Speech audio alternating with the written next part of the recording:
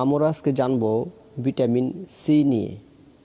Vitamin C এর উৎস কী, vitamin C এর কাজ কী, ভিটামিন সি এর অভাবে কী রোগ হয়।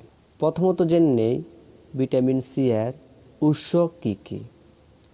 বিভিন্ন ধরনের ফলমূল যেমন আমলকি, লেবু, টমেটো, পেয়ারা, আমড়া এবং সবুজ শাকসবজি যেমন ফুলকপি, বাঁধাকপি ইত্যাদি থেকে আমরা ভিটামিন সি পেয়ে থাকি। এখন জানব ভিটামিন সি এর কাজ কী কী।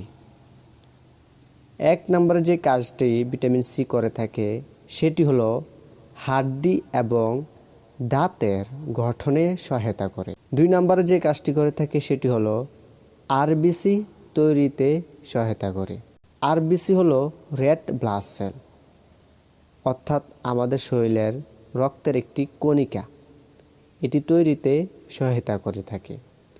তিন নম্বরে যে কাজটি করে থাকে সেটি হলো ক্ষত নিরাময় করে, অর্থাৎ আমাদের শরীরে কাটা ছিঁড়া গেলে যে ক্ষতটা হয়ে থাকে এই ক্ষতটা অতি দ্রুত শুকিয়ে পেলে ভালো করে দেয়।